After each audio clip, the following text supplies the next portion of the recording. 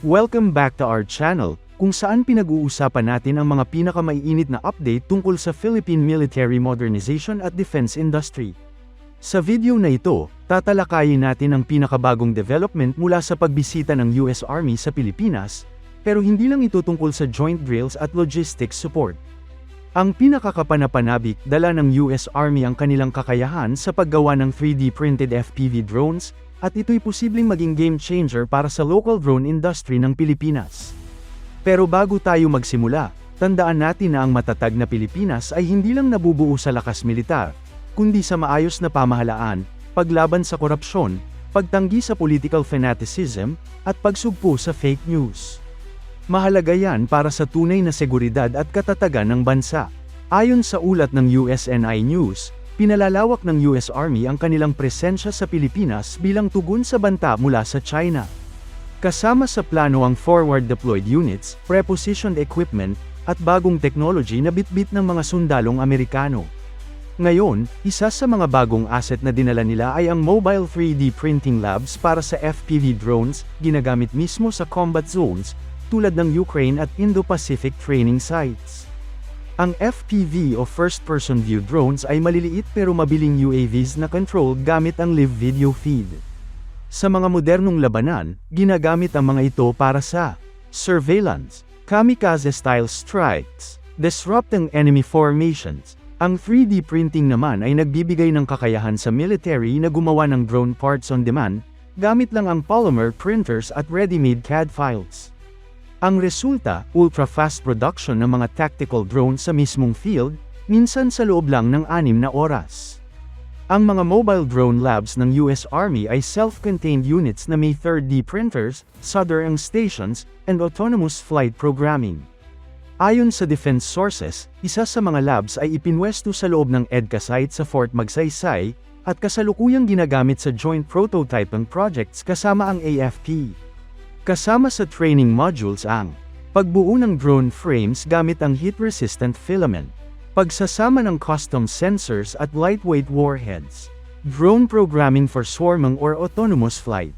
Ang kagandahan nito, nakikita ng mga local engineers at military techs kung paano ito ginagawa, hands-on.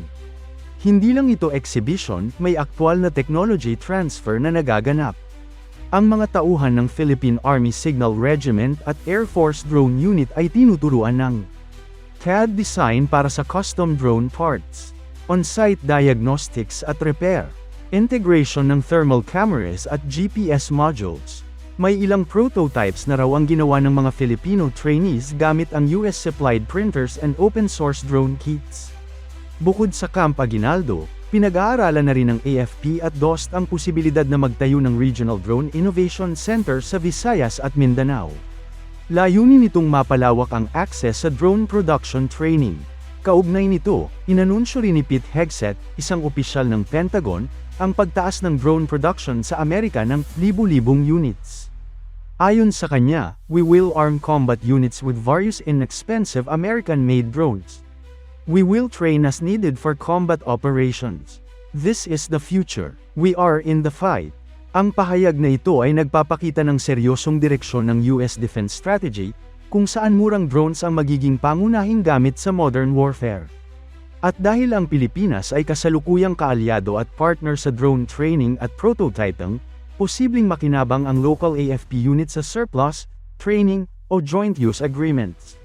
Hindi rin nalilimutan ang cybersecurity aspect ng mga drones. Isa sa mga pangunahing concerns ng AFP ay ang posibilidad ng signal hijacking o remote drone spoofing. Kaya't kasama sa training modules ng US Army ang radio encryption, signal hopping, at anti-jamming protocols para siguraduhin hindi madaling pasukin ang mga locally built FPV units. Kung magiging scalable ang proyekto, may potential ang Pilipinas na mag-supply ng low-cost tactical drones sa mga kaalyado sa ASEAN, isang panibagong larangan ng soft power at regional influence. Ang tanong ngayon, susuportahan ba ito ng long-term budget, policy, at public-private partnerships?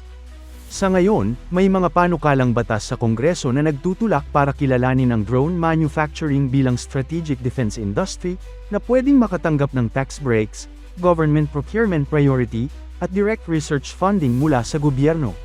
Kung maisa sa batas ito, hindi lang AFP ang makikinabang kundi pati ang buong ekonomiya, mula sa mga mag-aaral na gustong mag-innovate, hanggang sa mga lokal na negosyo na gustong pumasok sa defense tech.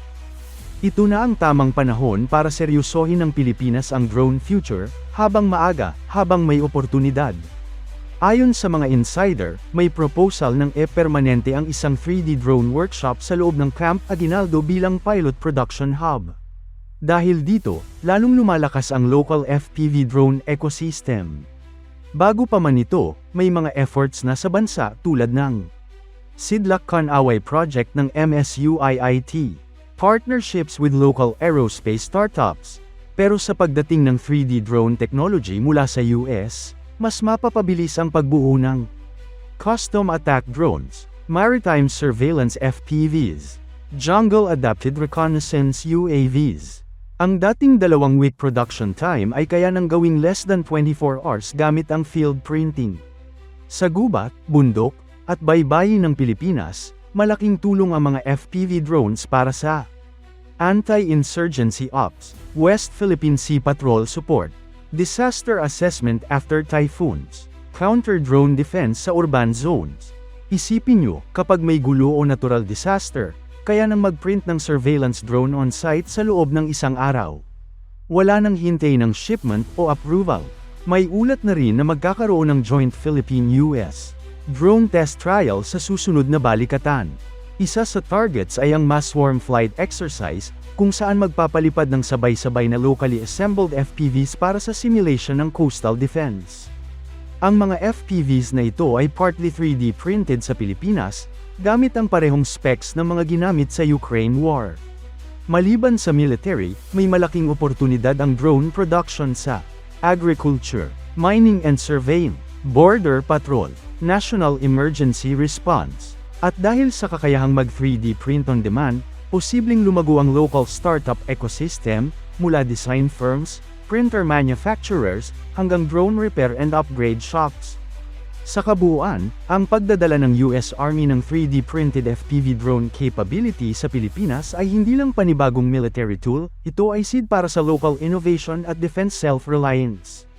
Habang humaharap tayo sa mga hamon sa West Philippine Sea, mas mahalaga ngayon na magkaroon tayo ng sariling kakayahan, at dito nagsisimula yon, sa drone na gawa sa sariling kamay, sariling bayan.